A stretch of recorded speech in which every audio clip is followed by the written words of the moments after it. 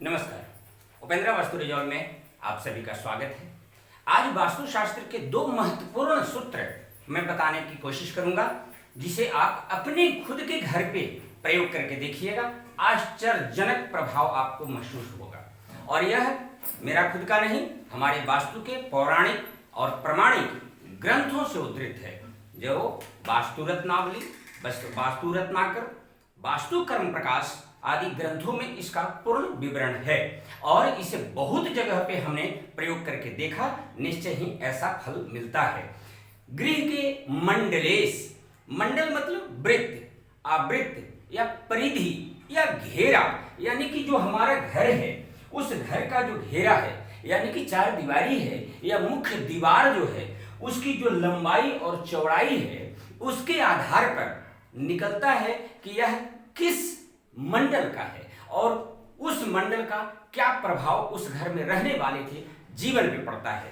पूरा मैं विवरण के साथ, गणित के साथ, और बड़ा ही सरल और सटीक गणित है, आप खुद इसे देखेंगे। और दूसरा, आंगन। हालांकि आजकल शहरों में अपार्टमेंट्स बन रहे हैं बड़े बड़े, उसमें आंगन का कोई विशेष महत्व तो रह नहीं जाता, परंतु फिर भी शहरों में भी और गांवों में भी आज भी बहुत से ऐसे भवन, मकान, घर बन रहे हैं जिनमें आंगन होता है। तो उस आंगन की लंबाई और चौड़ाई किस प्रकार होनी चाहिए, या जो है उसके आधार पर गणित करके उसका क्या फल होगा, वह भी आज बताने की कोशिश करता हूं। तो सबसे पहले उदाहरण के लिए यह आपका भवन है, घर, मकान है, जिसमें उत्तर, पूर्व, दक्षिण और पश्चिम है।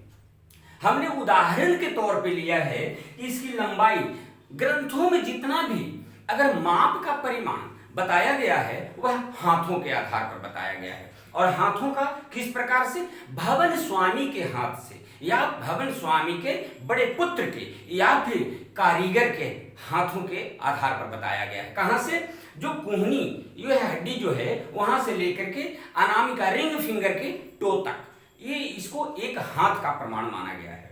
तो उसमें हमने इसमें माना है कि दक्षिण से उत्तर 31 हाथ है और पश्चिम से पूर्व 27 हाथ है, यानी कि साउथ टू नॉर्थ 31 हैंड और वेस्ट टू ईस्ट 27 हैंड। इसको आपस में कैलकुलेशन, बड़ा ही सरल गणित है, आप ध्यान दीजिएगा कि इसका मंडलेश, यानी कि मंडल का, इस वृत्त का, इस घेरा का, इस परिधि का कौन स्वामी है और उसका प्रभाव क्या होता है। तो इसका है कि लंबाई, जो लंबाई है और जो चौड़ाई है, इन दोनों को आपस में जोड़ देते हैं। लंबाई और चौड़ाई को आपस में जोड़ दिया और उसको जो भी जोड़ने के बाद जोगफल आया उसको 2 से गुना कर देते हैं, और 2 से गुना करने के बाद गुणनफल जो आया उसमें 8 से भाग दे देते हैं, विभाजित कर देते हैं। जो शेष बचता है उसके आधार पर उसका फल होता है। कैसे? जैसे देखिए, हमने गृह स्वामी के लंबाई हाथ से कितना, 31 हाथ, और चौड़ाई कितना, 27 हाथ।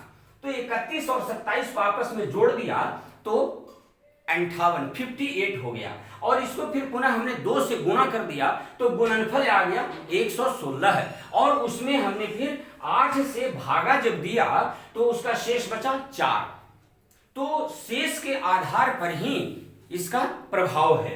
अगर शेष 1 बचता है तो उसके मंडलेश होते हैं इंद्र, यानी कि जो सुख सौभाग्य की वृद्धि करने वाले, उत्तरोत्तर आनंद प्रदान करने वाले होते हैं। अगर दो शेष बचता है तो उसके मंडलेश विष्णु होते हैं, जो कि यश, मान, प्रतिष्ठा, पदवी और उन्नति देने वाले होते हैं।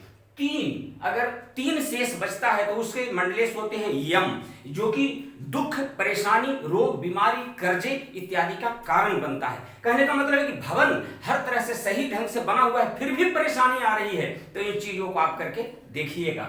और चौथा, अगर 4 अगर शेष बचता है तो उसके होते हैं मंडलेश वायु, यानी कि पवन देव। इसका फल होता है उच्चाटन, यानी कि या तो उस घर में बनाने के बाद लोग टिक नहीं पाते या फिर वह घर ही बिक जाता है। और 5 अगर शेष आता है तो उसके होते हैं कुबेर, जो धनाध्यक्ष हैं, तो यानी कि धन की सदैव वृद्धि होती रहती है, सदैव उन्नति होती है। और अगर 6 शेष आता है, 6 शेष बचता है तो उसके मंडलेश होते हैं महादेव, शमशान निवासी, यानी कि कलह, उसका फल होता है कलह, चिड़चिड़ापन, आपस में झंझट, हर समय एक दूसरे पर दोषारोपण करते रहना और लड़ाई झगड़े केस मुकदमे की स्थिति बनती है। और अगर 7 शेष बचता है तो उसके होते हैं ब्रह्मा यानी विधाता, यानी कि हर प्रकार का सुख, उन्नति, प्रोडक्शन, हर प्रकार से सौभाग्य की प्राप्ति होती है। और अगर शेष 8 या 0 बचता है तो उसके मंडलेश होते हैं गणेश जी।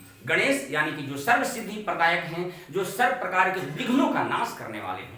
तो यह आपको इसके लंबाई और चौड़ाई के आधार पर हमने बताया कि लंबाई और चौड़ाई को आपस में जोड़ देते हैं, जो जोड़ करके जोग फल आया उसको 2 से गुना कर देते हैं। 2 से गुना करने के बाद गुणनफल जो आया उसको 8 से भाग देते हैं और जो शेष आया उसके आधार पर उसका फल होता है। अब दूसरा, आंगन। हर घर में करीब करीब आंगन होता है। अपार्टमेंट्स को अगर छोड़ दें तो बीच में जो यह आंगन होता है तो उसके लिए मनुष्यालय चंद्रिका में कहा गया है, मनुष्यालय चंद्रिका में डॉक्टर शैलजा जी कहती हैं कि कभी भी जो आंगन है उसकी लंबाई जो है आयताकार तरह होना चाहिए, आंगन आयताकार होना चाहिए। और पिछले हमने वीडियो अपलोड किया है आय की विचार, आयादी विचार, उसमें 8 प्रकार के आय होते हैं, ध्वज, धूम्र, सिंह, श्वान, वृष, खर, गज, ध्वज। तो उसमें उन्होंने बताया है कि या तो वृष या तो ध्वज, यह 2 प्रकार के आयु से संबंधित आंगन होनी चाहिए। अब इसकी जो लंबाई चौड़ाई है उसके आधार पर आपको बताने की कोशिश करता हूं कि आंगन की, फिर वही हाथ से आंगन की लंबाई और जो चौड़ाई है दोनों को आपस में जोड़ दिया। हमने उदाहरण के तौर पर भी यहां लिखा है, यानी कि 9 हाथ लंबा और 6 हाथ चौड़ा, तो इसको आपस में जोड़ दिया तो जोड़ करके आया 15 है। और 15 को फिर 8 से गुणा कर दिया। 8 से जब गुणा करते हैं तो गुणनफल जो भी आता है वह उसमें फिर 9 से भाग दे देते हैं। तो आप 15 में 8 से गुणनफल किया तो गुणनफल आया कितना, 120। और उसमें फिर 9 से अगर हम भाग दे देते हैं तो शेष, फिर पुनः शेष जो बचता है, इसके लिए वास्तु क्रम प्रकाश में और वास्तु रत्नाकर में भी यह पूर्ण रूप से बताया गया है। तो शेष इसका बचता है 3। तो जब एक शेष बचता है उस आंगन का तो वह तस्कर कहलाता है, चोर, यानी कि उस घर में रहने वाले लोगों के मन में कहीं न कहीं चाहे तो मानसिक या तो शारीरिक चोरी की प्रवृत्ति होती है या घर में चोरी होने की संभावना बलवती होती रहती है। और अगर शेष 2 बचता है तो भोगी, यानी कि हर प्रकार से आनंद के साथ रहने वाला विलासी प्रवृत्ति के लोग उस घर में होते हैं। और अगर 3 आता है तो चतुर, यानी कि हर कार्य को बहुत ही अच्छे ढंग से करने वाले लोग उस घर में होते हैं। और अगर शेष 4 बचता है, जो फल गुणनफल करने के बाद, भाग देने के बाद जब शेष 4 बचता है तो वह घर दाता कहलाता है, यानी कि सदैव इस प्रकार के उस घर में स्थिति बनी रहती है कि हर प्रकार के धार्मिक कार्यों में, सामाजिक कार्यों में सदैव दान देने की प्रवृत्ति और लोगों की सहयोग करने की प्रवृत्ति बनी रहती है उस घर के लोगों को। और अगर 5 आता है तो निरपति, यानी कि पुनः राजा जैसा जीवन जीने वाला उस घर के लोग होते हैं। और अगर 6 आता है तो नपुंसक, यानी कि वह घर वृद्धि नहीं कर पाता, संतानोत्पत्ति या वंश वृद्धि से संबंधित परेशानियां या कितना भी कमा लो उस घर में उन्नति, नया उत्पत्ति संभावना बहुत कम हो जाती है।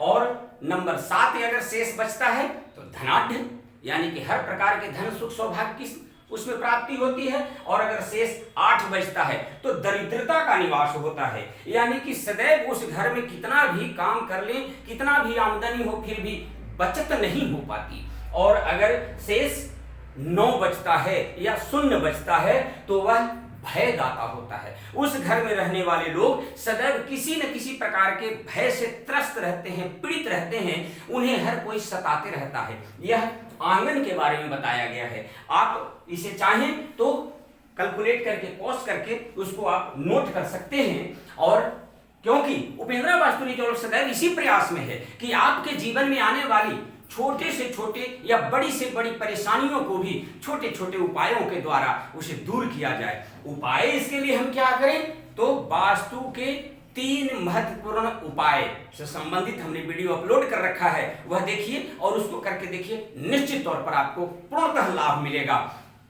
अगर आपको वीडियो अच्छा लगा तो लाइक कीजिए, शेयर कीजिए, सब्सक्राइब कीजिए। वीडियो देखने के लिए बहुत बहुत धन्यवाद। नमस्कार।